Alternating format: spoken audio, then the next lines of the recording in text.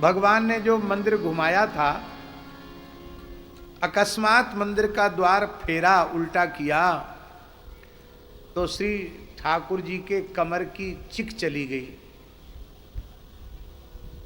कोई चिक चली जाती, नस चली जाती है तो कमर में बहुत दर्द होने लग जाता है। कोई ज़्यादा वजन उठाने से भी चिक चली जाती है। तो ठाकुर जी ने जैसे ही घुमाया मंदिर तो चिक चली गई। ठाकुर जी की भला क्या चिक जाएगी? जिनके रोम रोम प्रति लागे कोटि कोटि ब्रह्मांड, उनकी चिक जाएगी मंदिर का द्वार उलटने में? उनकी चिक थोड़ी जाने में। ये लीला है ठाकुर जी की। चिक चली गई तो कमर में दर्द हो गया। तो भगवान ने रांका बांका जी के ऊपर कृपा करने के लिए ये लीला की थी। संयोग की बात है कि रांका बांका जी इसमें जंगल में काष्ठलें लकड़ी लेने गए थे। उनके घर पर उनकी पुत्री थी, बड़ी भक्ता थी। भगवान ने आकर पूछा कि भगत जी कहाँ हैं? तो उनकी पुत्री ने कहा कि वह लकड़ी लेने गए हैं। भगवान ने कहा पंडरीनाथ जी ने, जल्दी करो बहन, मेरे लिए खाट बिछा दो, मैं लेटूं। तो उसने कहा क्या हो गया, आपको खड़े नहीं रह सकते थोड़ी देर? अरे बोले कमर में बहुत दर्द है, थोड़ी हल्दी गरम करके मेरी कमर में सेक करो। और सुनते हैं कि गरम गरम हलवा खाने से और ऊपर से सुंदर गाय का दूध पीने से और वो चोट में आराम मिलता है। तो हलवा बनाकर मुझे खिलाओ, चोट में हलवा फायदा करता है। वो इतने अकिंचन थे रांका बांका कि उनके यहाँ भला कहाँ घी आया, कहाँ हलवा का बनाने का सामान आया।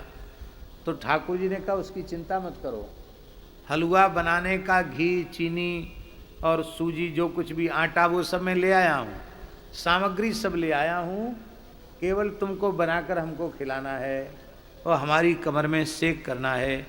कन्या बड़े प्रेम से मनोयोग पूर्वक सेवा में लग गई और श्री लीलाधारी नटवर नागर श्री पंडरीनाथ जी खटिया पर पड़े पड़े कराह रहे थे।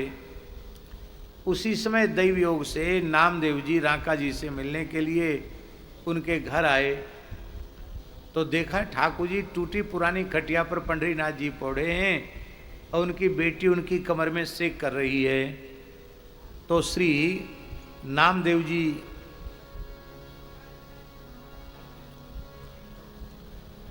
नामदेव जी ने वहां आवाज लगाई कि भगत जी कहाँ हैं? बोले भगत जी तो जंगल में गए हैं। कन्या ने कह दिया।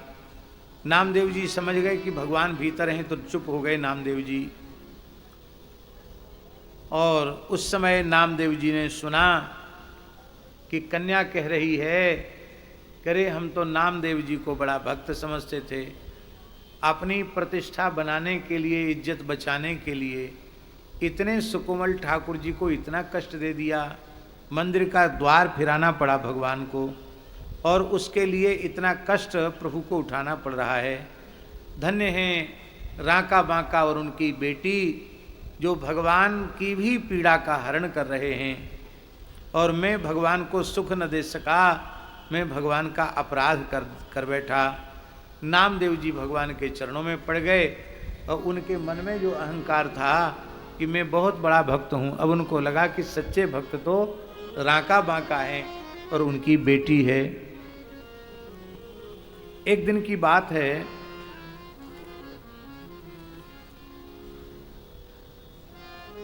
श्री नामदेव जी महाराष्ट्र के महान संत श्री गोराई के यहाँ, गोराई कुम्हार जाति के थे, गोराई काका गृहस्थ भक्त थे, भगवान साक्षात खेलते थे उनके साथ। एक गोराई काका के यहाँ नित्य प्रति संतों की बैठक होती थी, थोड़ी देर सत्संग होता था, कथा कीर्तन पदगान होता था। आप सोचिए कैसे सिद्ध भक्त होंगे गोराई काका, जिनके घर में श्री निवृत्तिनाथ जी, श्री ज्ञानेश्वर महाराज, श्री सोपान देव, मुक्ताबाई, श्री नामदेव जी आदि संत प्रतिदिन, सावता माली, ये सब संत प्रतिदिन आकर के सत्संग किया करते थे। एक दिन की बात है, सत्संग करने बैठे थे तो उसी समय मुक्ताबाई ने पूछा कुम्हारों के यहाँ जो थापी होती ना, घड़ा को ठोक ठोक पीटने वाली लकड़ी की थापी होती है, उस थापी को मुक्ताबाई ने उठाया, कहा काका जी ये क्या है? बोले ये थापी है बिटिया मुक्ता, ये थापी है, इससे कच्चे घड़ों को पक्का किया जाता है और जब घड़े पक जाते हैं तब उनको ठोक करके देखा जाता है कौन घड़ा ठीक से पक गया कौन नहीं। जो पक गया होगा वो टन टन बोलता है, जो नहीं पका वो झन झन बोलता है। तो जो नहीं पका उसको अलग कर देते हैं, पक गया उसको अलग रख देते हैं। और जब कच्चा घड़ा होता है तो गुरु कुमार शिष्य कुंभ है, गड़गड़ी काढ़े खोट, अंतर हाथ सहाय दे बाहर मारे चोट। उसको गोल मटोल ठोक ठोक करके थापी से ही किया जाता, भीतर से हाथ लगा के धीरे धीरे थापी से ठोका जाता है। तो टेढ़े बेढ़े को गोल मटोल कर दिया जाता है और पकने के बाद परीक्षा हो जाती है कि ये कच्चा है कि पक्का। मुक्ता बोली तब तो ये मशीन बहुत काम की है, ये यंत्र बड़ा काम का है। ये यहाँ जितने घड़े हैं उनमें कौन सा घड़ा कच्चा कौन सा घड़ा पक्का, संतों को ही घड़ा बता दिया, इसमें कौन सा कच्चा कौन सा पक्का। इसका भी परीक्षा हो सकता है, इसकी भी परीक्षा हो सकती है इससे, हाँ अवश्य हो सकती है। गोराई काका ने थापी उठाई और एक एक करके सबके सिर पर प्रहार करना आरंभ किया। सब मुस्कुराते हुए निश्चल भाव से शांत भाव से बैठे रहे, पर जैसे ही नामदेव जी के सिर पर थापी पड़ी नामदेव जी नाराज हो गए। अरे बोले क्या तमाशा कर रखा है? घर में लोग महापुरुषों को संतों को बुलाते हैं, उनका अर्घ पाद्य आचमन से स्वागत सत्कार करते हैं, उनके चरणों में प्रणाम करते हैं, हो सके तो फूल माला पहनाते हैं, चंदन लगाते हैं, और तुम प्रहार कर रहे हो, ये क्या उचित है? मुक्ताबाई तो बालिका है, वो बोल रही है, आप भी खेलने लग गए। गोराई काका ने हंसकर कह दिया कि और सब घड़े तो पक्के, दुर्भाग्य से यही एक घड़ा कच्चा रह गया। गोराई काका की बात सुनकर सब हंसने लगे और नामदेव जी को लगा कि अरे हमको इन संतों के बीच में कच्चा भक्त कह दिया। तो श्री पंडरीनाथ जी के सामने रोने लगे। भगवान का इतना वात्सल्य दुलार है नामदेव जी को कि शायद कलिकाल में इतना लाड़ प्यार दुलार और किसी को न मिला होगा जितना श्री नामदेव जी को मिला। नामदेव जी की आंखों में भगवान आंसू नहीं देख सकते। कहा नामदेव जी तुम उदास क्यों हो, क्यों रो रहे हो? बोले हम इसलिए रो रहे हैं कि गोराई काका ने सबके बीच में हमको कच्चा भक्त कह दिया। भगवान ने मुस्कुरा कर बोले संत हैं, अनुभवी संत हैं, ज्ञान विज्ञान संपन्न भक्त हैं, झूठ तो बोल नहीं सकते, जो कुछ कह दिया वह सत्य ही कहा होगा, झूठ तो नहीं बोल सकते, वो सच्ची बात कही। तो आप भी कच्चा कह रहे हैं? बोले हाँ, जब गोराई ने कच्चा कह दिया तो तुम कच्चे ही हो, तो हम कच्चे हैं तो आप पक्का बनाओ। ठाकुर जी बोले कच्चे को पक्का बनाना हमारा काम नहीं है, कच्चे को पक्का बनाना संत सदगुरु का काम है। ध्यान में आई बात? नहीं आई? जो काम भगवान नहीं कर सकते वह काम संत करते हैं, सदगुरु करते हैं, कच्चे को पक्का बनाते हैं।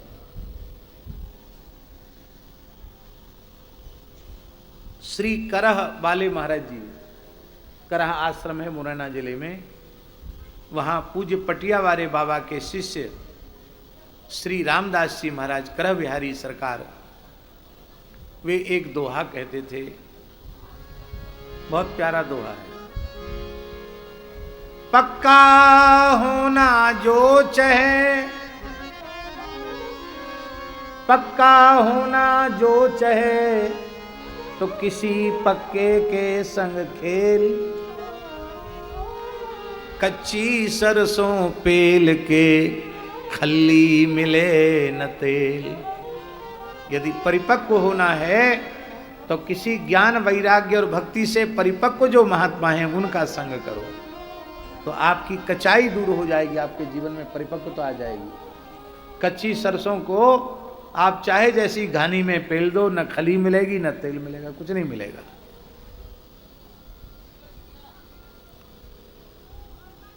भगवान बोले कच्चे को पक्का बनाना हमारा काम नहीं, कच्चे को पक्का बनाना गुरु जी का काम।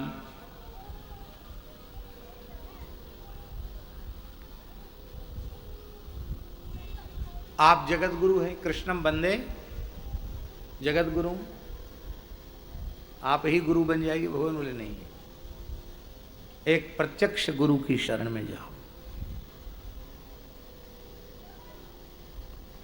तो महाराज पता बताओ कहाँ गुरु मिलेंगे? का कल प्रातःकाल उत्तर दिशा की ओर बढ़ते चले जाना, घोर जंगल में जहाँ कोई शिवालय मिले और शिवालय में जो अवधूत दिखाई पड़े उनको सामान्य मत समझना, वही गुरु हैं ऐसा मान लेना। तो वहाँ जंगल में गए तो वहाँ क्या देखा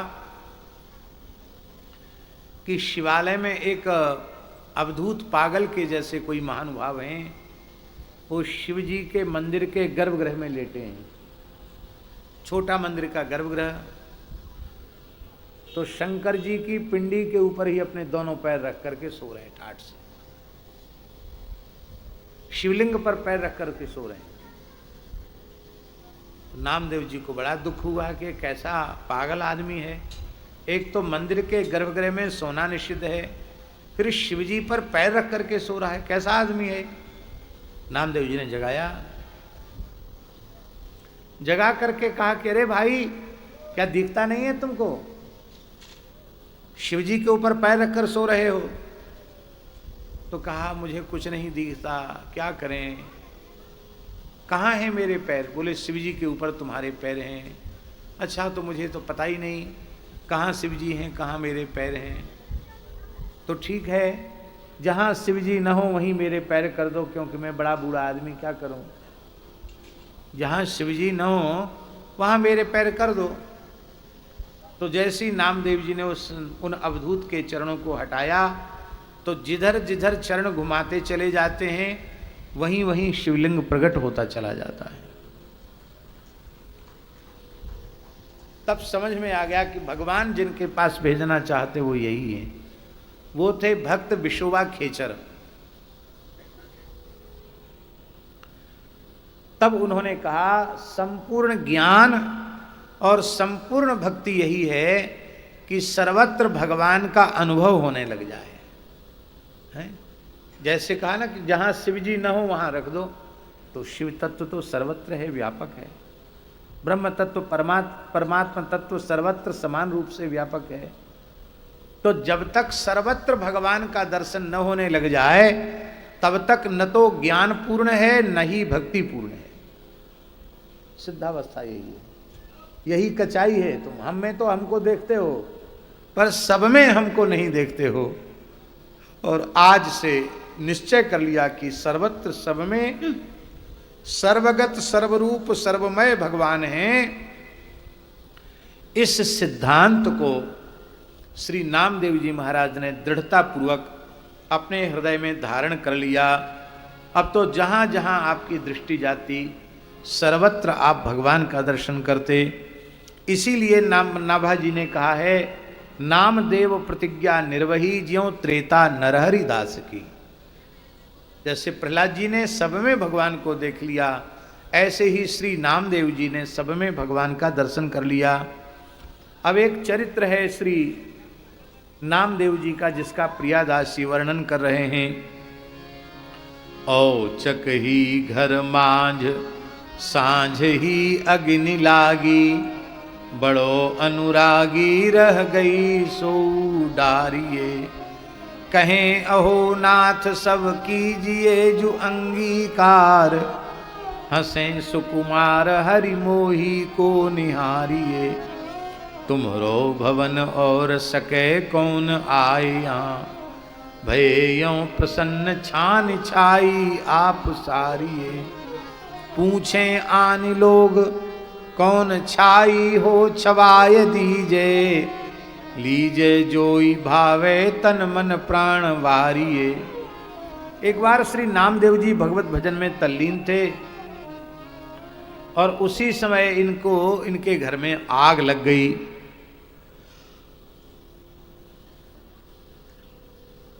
नामदेव जी तो भजन में तल्लीन थे। लोगों ने कहा नामदेव जी आपके घर में आग लग गई, जल्दी चलो जल्दी चलो। नामदेव जी उठे नहीं। क्यों नहीं उठे? एक तो भजन में मन लगा था और दूसरी बात उनके मन में ये था घर भी भगवान का, और घर में जो कुछ है सब कुछ भगवान का है। तो भगवान अग्नि के रूप में स्वीकार करें चाहे जल के रूप में स्वीकार करें, भगवान अपनी वस्तु को स्वीकार कर रहे हैं, इसमें हम बाधक क्यों बने। पर जब लोग ज़्यादा पीछे पड़ गए तब आप दौड़े हुए आए और घर में से लोगों ने बहुत सा सामान बचा लिया था, घी, आटा, बूरा, गुड़, चावल आदि, कपड़ा लत्ता, दौड़कर कुछ बचा लिया था। जो बचा बचाया सामान था, घी, गुड़, तेल, आटा, नमक आदि, उस सब का सब अग्नये स्वाहा, सब छीन छीन करके उन्होंने अग्नि में ही डाल दिया और कहा कीजिए जो अंगीकार प्रभो त्वदीयम वस्तु गोविंद तुभ्यमेव समर्पये। उस समय लोगों ने कहा कि नामदेव जी का माथा फिर गया है, पागल हो गए हैं, हमने लोगों ने आग में घुस कर के सामान बचाया था और इन्होंने सबका सब द्वारा अग्नि में झोंक दिया, सब नष्ट कर दिया, भस्म कर दिया।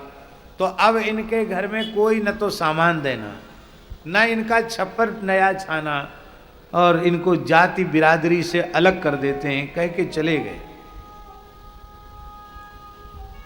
देखें ठंड में ये अपना गुजारा कैसे करते हैं। भगवान से नहीं रहा गया।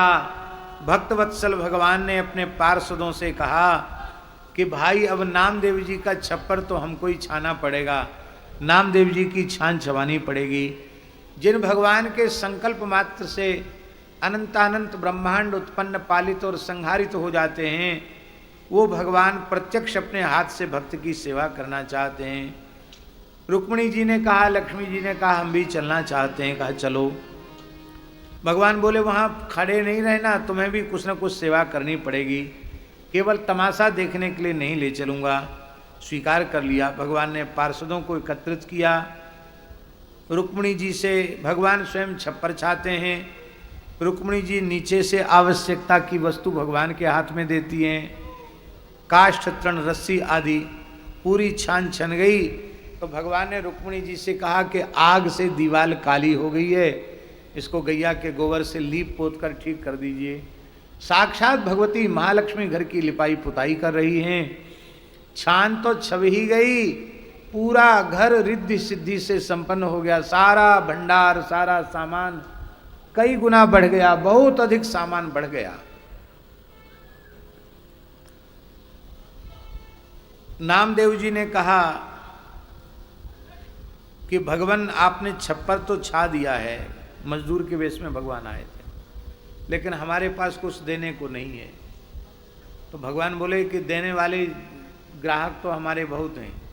हमने सुना है आप बहुत सुंदर पदगान करते हैं, आप पद सुनाते रहना। नामदेव जी को तो पद गाने का व्यसन, पूरी रात कीर्तन करते रहे भगवान श्रवण करते हुए। भगवान ने छप्पर छा दिया। गांव के लोग सोच रहे थे कि देखें नामदेव जी की रात कैसे कटी होगी। प्रातः काल आए तो बहुत बढ़िया लिपाई पुताई, पूरा घर रंगोली बनी हुई है। जैसे नए भवन का उद्घाटन होता तो फूलों की लड़ियों से सजा दिया जाता है। बंधनवार, ध्वजा, पताका, फूलों की लड़ियां सज रही हैं। अब तो सबको बड़ा आश्चर्य हुआ। अपने जीवन में न तो इतना सुंदर घर देखा था, न इतना सुंदर छप्पर देखा था। श्री नामदेव जी का एक पद प्रसिद्ध है, लोग परोसी पूछे रे नामा, लोग परोसी पूछे रे नामा, किन यह छान छवाई। लोग पड़ोसी पूछे रे कामा, किन यह छान छवाई।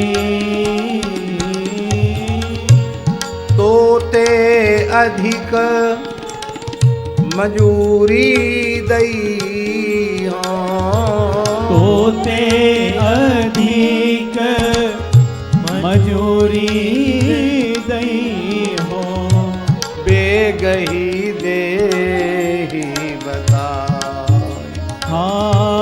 बेग ही देहि बताए। बताओ किसने ये छान छाई है? हम तुमसे ज्यादा मजदूरी उसको देंगे, हम भी अपने छप्पर को छपवाएंगे। नामदेव जी मुस्कुराए, बोले ऐसा छप्पर छवाने के लिए पहले अपने घर में आग लगानी पड़ती है। बोले आग लगा देंगे। बोले बचा खुचा सामान उसी में स्वाहा करना पड़ेगा। बोले चलो ये भी कर देंगे, ऐसा चमत्कार हो जाए तो सब कुछ करने के लिए राजी हैं। तो इतना सब तो तुम कर दोगे, लेकिन यदि तुम्हारे हृदय में प्रेम नहीं होगा तो वो छप्पर छाने वाला नहीं आएगा, न वो मजदूरी लेगा। क्यों? बैठिया प्रीति मजूरी मांगे, बैठिया प्रीति मजूरी मांगे, जो को छानी छवावे, जो को छानी छवावे। इस तरह की छान छवाने वाले को क्या करना पड़ता है? भाई बंधु सो तो नाता तोरे, भाई बंधु सो नाता तोरे, बैठिया आप ही आवे, बैठिया आप ही आवे। बुलाना नहीं पड़ता, वो विलक्षण छप्पर छाने वाला आ जाता है। अरे बोले नाम गाम पता तो बताओ, वो है कौन जो छप्पर छाने वाला है?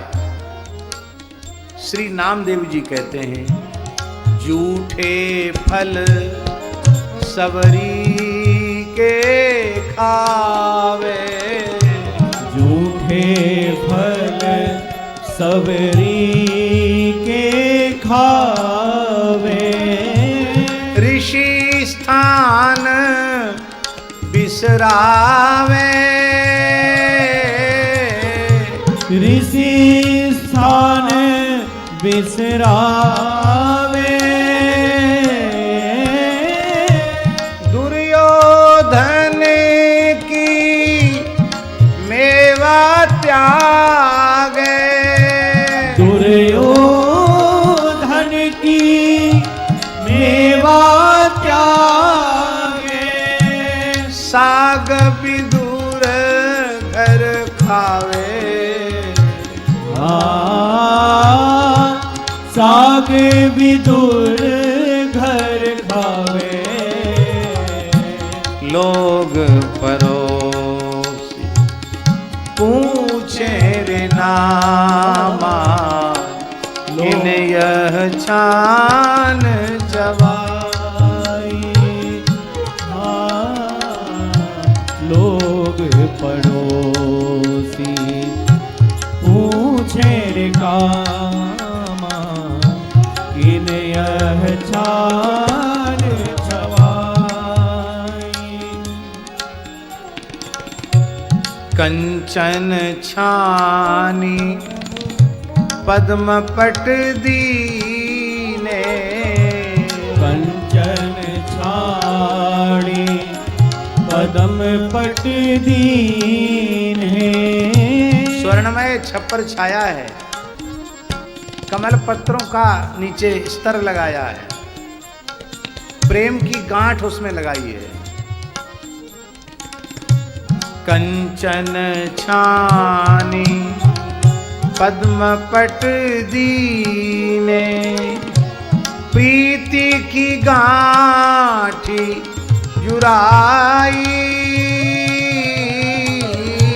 प्रीति की गांठ जुड़ाई, गोविंद के गुण भने नाम देव, गोविंद के गुण भणे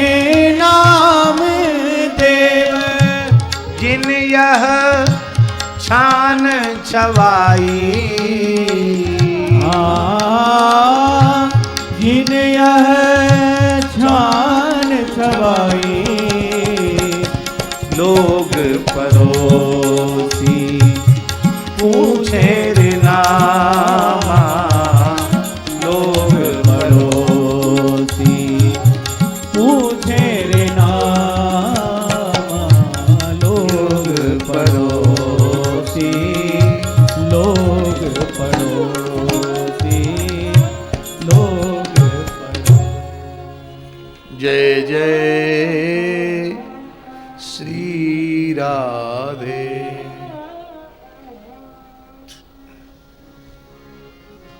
नामदेव जी के कुछ और चरित्र हैं, उनको भी हम संक्षिप्त रीति से वर्णन कर देते हैं। प्रियादास जी वर्णन कर रहे हैं कि सुनो और परिचय जो आए ना कवित मांझ, बांझ भई माता क्यों न जो न मति पागी है। कहते एक और चरित्र हम कह रहे हैं जिस चरित्र का 56 छंद में नाभा जी ने स्मरण नहीं किया है। प्रियादास जी कह रहे हैं, कहते इस चरित्र को नामदेव जी के सुन करके यदि कोई प्रेम विभोर नहीं हो जाता है और ईमानदारी से सर्वतोभावेन भजन में नहीं लग जाता है तो अच्छा होता कि उसकी मां बंध्या हो जाती। ऐसे शुष्क हृदय वाले व्यक्ति को उसने पैदा ही क्यों किया।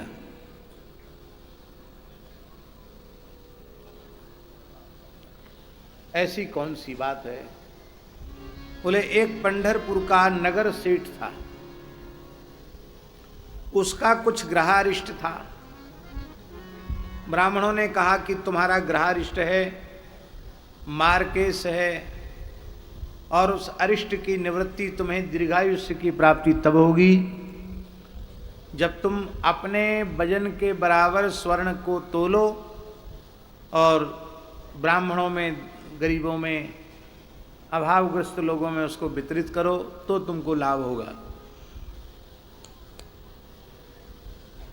उदार हृदय वाला था, उसने स्वीकार कर लिया, तुलादान हुआ। सेठ दुबला पतला तो था नहीं, खूब भारी भरकम था, कम से कम 1.25 क्विंटल का तो होगा। उतना सोना पल्ले पर चढ़ा। अब सोना ब्राह्मणों को बांटने लग गया। किसी ने कहा कि इसी पंढरपुर में श्री नामदेव जी महाराज रहते हैं, जिनके यहाँ कोई भी अतिथि आ जाए सबको प्रसाद मिलता है, कथा कीर्तन होता है, संतों की ब्राह्मणों की बहुत सेवा होती है। आपका यह धन यदि उनके यहाँ सेवा में लग जाता तो बहुत अच्छा था। तो श्री नामदेव जी को बुलाया, बार बार बुलाया, तब तो नामदेव जी आए। पहली बार बुलाया, मना कर दिया, दूसरी बार बुलाया, फिर मना कर दिया, तीसरी बार जब बुलाया तो नामदेव जी आए और उस सेठ ने कहा महाराज इस स्वर्ण में से कुछ स्वर्ण आप स्वीकार कर लीजिए, कीजिए जो अंगीकार मेरो भलो होए, मेरा भला हो जाए, कल्याण हो जाए। तो नामदेव जी ने हंस कर के बोला कि भलो भयो भलो तेरो, तुम्हारा तो कल्याण हो गया। क्यों? क्योंकि आपके मन में सेवा की इच्छा जगी, दान पुण्य की इच्छा जगी, तो आपका भला तो हो ही गया। पर आपको यदि हमें कुछ देने की इच्छा है तो एक तुलसी का पत्ता मंगाया और उस तुलसी के पत्र के मध्य में पूरा राम नाम नहीं लिखा महाराज जी, राम नाम का केवल रा लिखा बस। और तुलसी के छोटे पत्ते में रा अक्षर लिखने में कितना चाहिए, कुछ नहीं, इतना छोटे पत्ते पर राम लिख दिया और राम लिख करके कहा कि इसके बराबर तौल कर दे दो। सेठ ने कहा महाराज ये पत्ते में कितना वजन है, एक रत्ती वजन भी नहीं होगा, एक रत्ती 2 रत्ती सोना मैं आपको दूं, यह तो मेरी बदनामी होगी। नहीं, हम तो संतोषी हैं, इसी को बराबर तौल कर दे दीजिए। वो सोचता था कि ये तो 1 रत्ती का भी नहीं है ये तुलसी का दल, हम तो 10-20 तोला रख देंगे पर 10वीं तोला रखा, तुलसी का पल्ला भारी रहा, वो भूमि से स्पर्श करता रहा। अब सुनार के पास छोटी तराजू होती सोना तोलने के लिए, बड़ी तराजू बांधी गई, तराजू को बढ़ाते चला गया, अंत में बड़ी तराजू बांध करके घर का सारा सोना चांदी वहां रख दिया। फिर भी तुलसी के पत्ता वाला जो पल्ला था वो भूमि से टस से मस नहीं हो रहा था। बोला इतना ही ले लीजिए। अरे बोले इतना कम लेके क्या करेंगे, नहीं चाहिए भाई, थोड़ा डांडी इधर उधर हो जाए तो कोई बात नहीं है, इतना कम लेके हम क्या करेंगे। अभी कोई बात नहीं है, थोड़ा और प्रयास करो। क्या प्रयास करें महाराज? आप लोगों ने अपने जीवन भर में जो कुछ यज्ञ जप तप दान पुण्य किया हो, तीर्थ यात्रा की हो, उससे जो आपको पुण्य का संग्रह हुआ है वो सबका सब संकल्प करके पल्ले पर छोड़ दो, शायद हो जाए। पर अनेकों लोगों के जीवन भर के दान पुण्य कर्म तपस्या व्रत आदि कर्म भी बराबरी नहीं कर पाए। तब आपने कहा कि पर्यो सोच भारी दुख पावे नर नारी, नामदेव जो बिचारी एक और काम कीजिए। क्या किए? व्रत दान और स्नान किए तीर्थ में, करिए संकल्प या पे जल डाल दीजिए। सबका संकल्प करके जल डालो। करे उपाय पात भला भूमि गाड़े पाए, रहे वे खिसाए कहो इतनो ही लीजिए।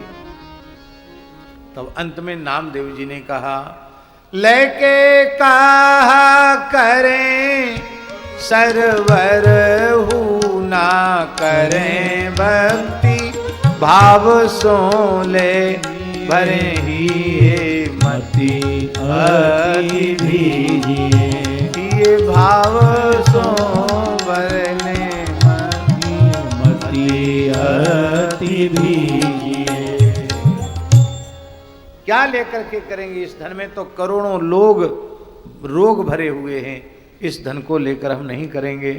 और कहा कि हमें वस्तुतः चाहिए कुछ नहीं, मैं तो छिपा जाति का हूँ, मैं आपके स्वर्ण दान का अधिकारी नहीं हूँ, दान के अधिकारी तो ब्राह्मण होते हैं, इनको दो।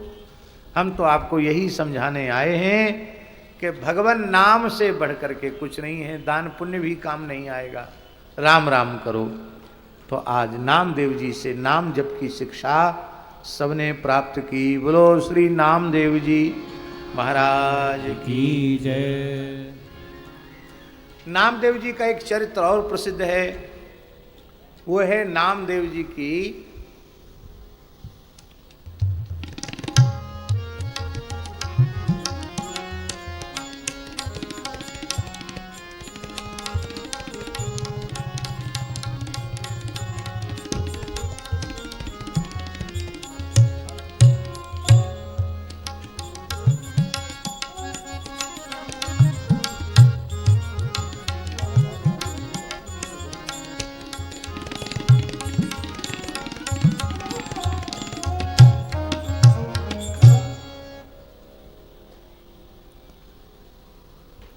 वैष्णव धर्म की महाराज जी 3 निष्ठाएं प्रधान हैं।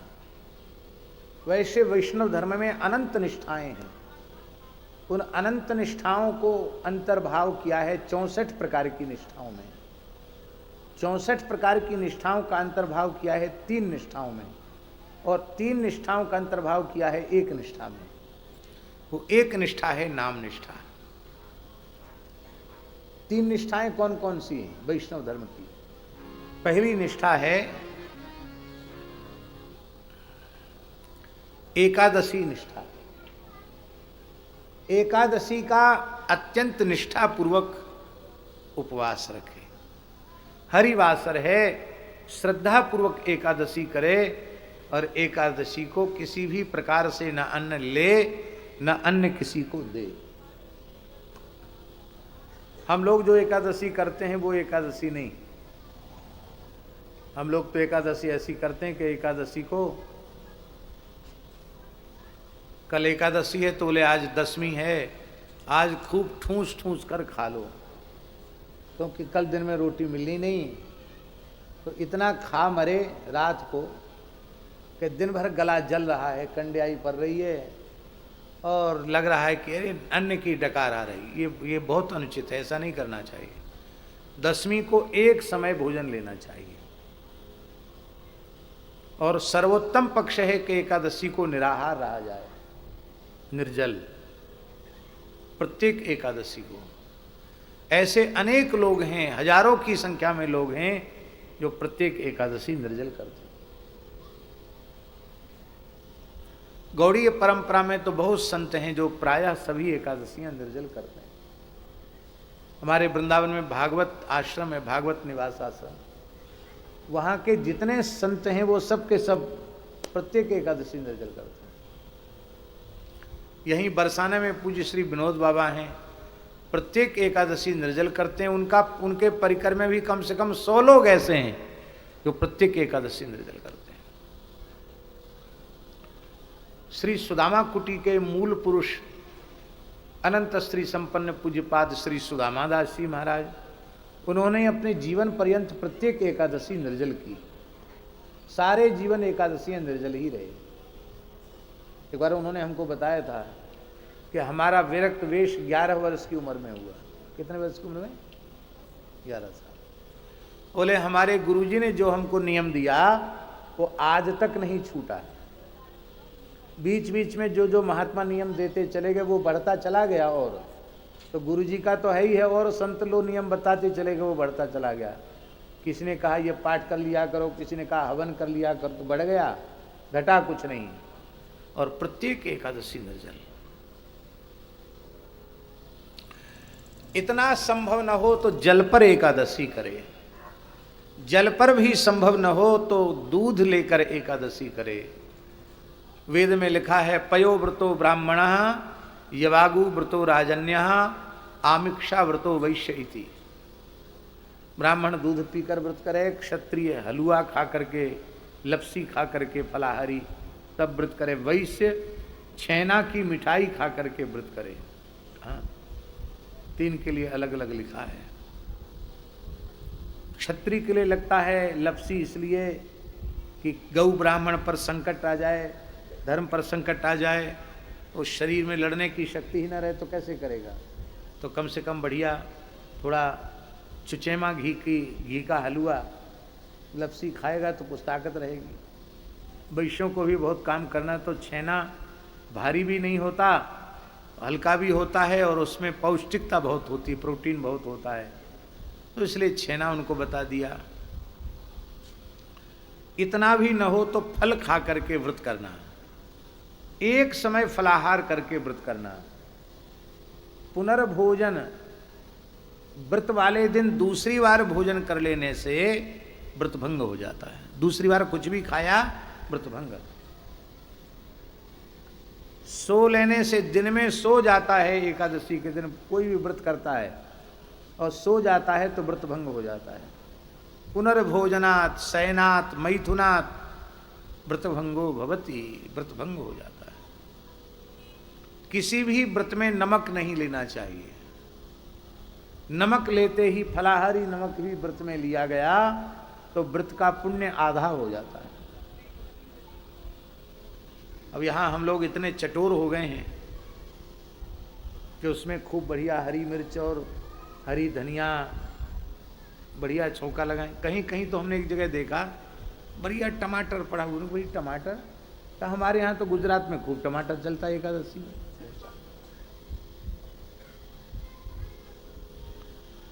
फिर एकादशी को बढ़िया कूटू की पूड़ी, सिंघाड़े का हलवा, राजगिरा का हलवा और जाने काय काय की मलाई के पुआ, लच्छेदार रबड़ी, मखाने की खीर है।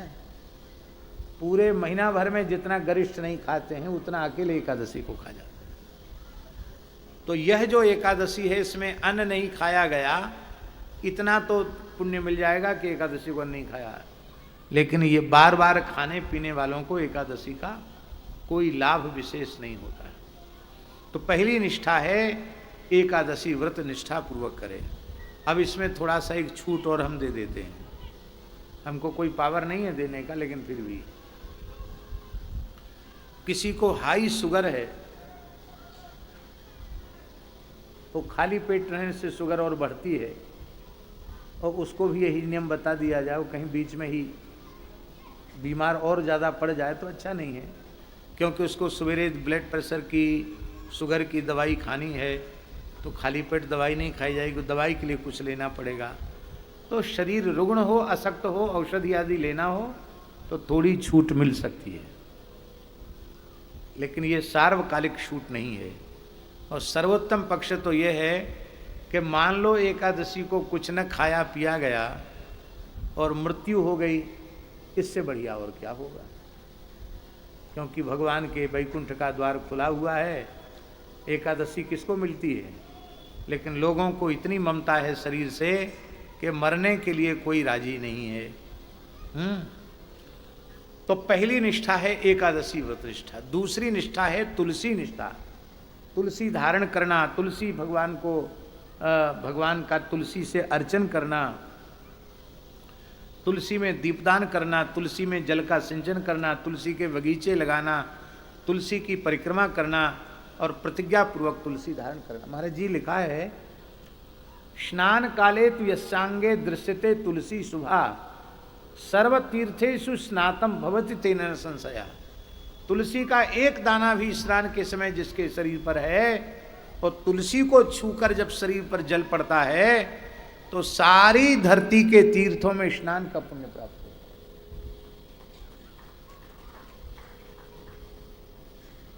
है। सारी धरती के तीर्थों में स्नान का पुण्य प्राप्त होता है। कितनी विलक्षण बात है।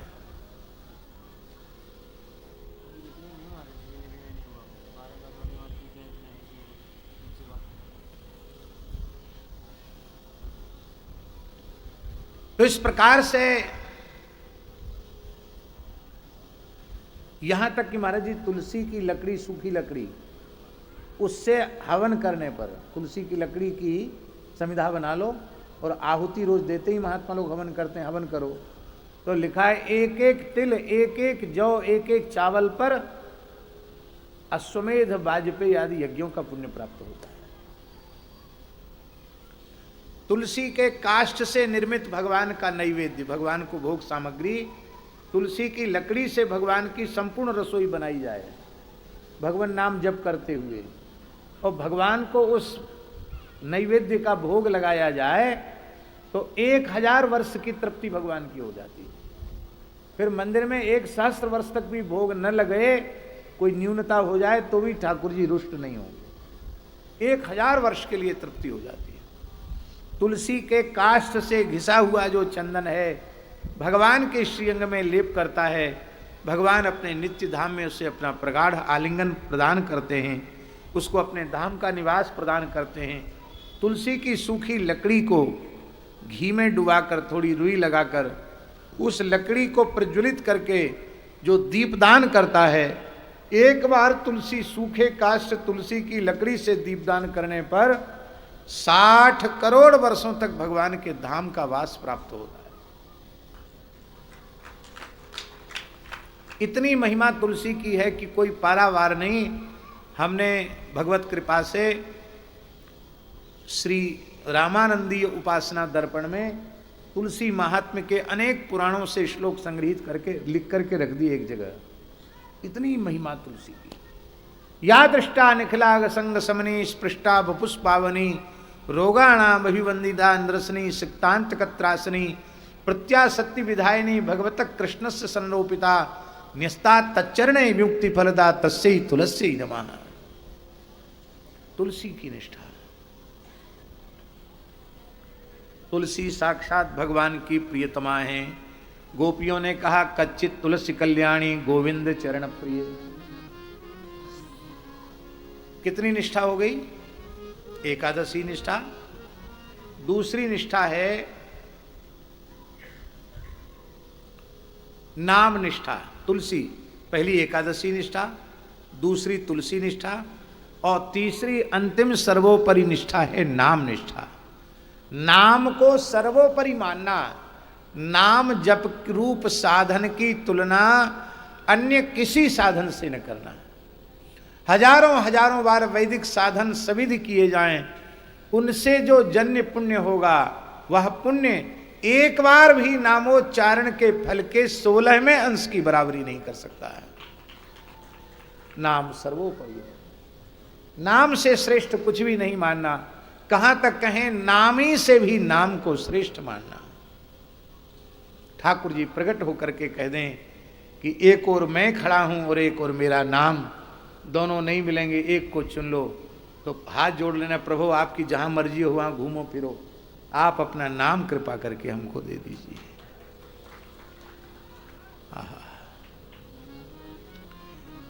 श्री कृष्णदास जी महाराज नामदेव जी के चरित्र में तीनों निष्ठाएं परिपूर्ण हैं।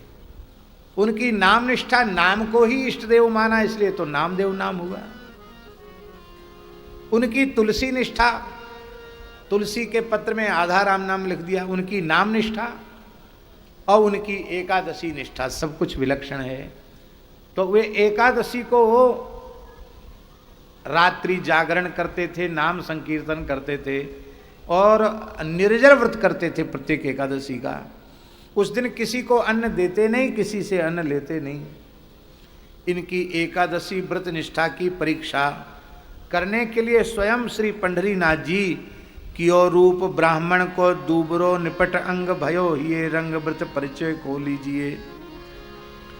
अत्यंत दुर्बल वृद्ध कृषकाय ब्राह्मण के रूप में भगवान ने श्री नामदेव जी को दर्शन दिया और एकादशी की तिथि थी। नामदेव जी से भगवान ने कहा कि हे नामदेव जी, आप तो बड़े भारी भक्त हो, कई दिनों का भूखा हूं, मुझे अन्न दो, नहीं तो मेरे प्राण चले जाएंगे। बोले आज तो नहीं देंगे, आज एकादशी, न हम अन्न खाते हैं न हम आपको देंगे। बोले मैं मर जाऊंगा। तो नामदेव जी, इससे सौभाग्य की बात और क्या होगी, आज एकादशी है, आप बिना खाए पिए मर जाओगे तो भगवान के धाम को जाओगे। अब इतने बुढ़ापे में आपका काम भी क्या बचा होगा, सब काम हो गए। भगवान तो परीक्षा लेने आए थे, हट पर गए, बोले नहीं हम तो लेंगे। लोग इकट्ठे हो गए, बोले हमारे यहाँ से ले लो, हम एकादशी नहीं करते। नहीं, हम दूसरे का अन्न जल कुछ नहीं लेंगे, इसी नामदेव का लेंगे। ठाकुर जी बोले और नहीं देगा तो मर जाएंगे। बड़ा भारी भगत बनता है, ब्रह्म हत्या लगेगी इसको।